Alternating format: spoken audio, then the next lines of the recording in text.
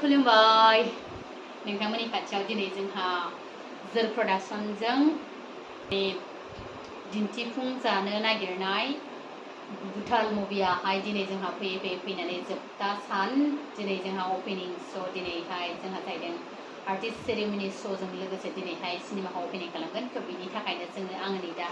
थांनो रेडि लोगोफोर थ' दिनै जानो गोनां जायगाया जाहैदों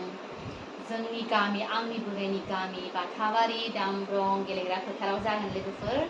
थ' बेखायनो जाय बिथांमोनहा आंनि हजोंनि एरियानि मानसि नोंथांमोनहा ज'यैनो जों बयबो ज' नायलायनोसै ज' जोंनि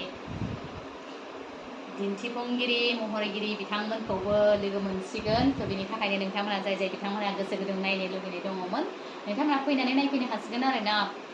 थ' बिदिब्ला लोगोफोर फैदो जोंजों लोगोसे नायहैफादिनि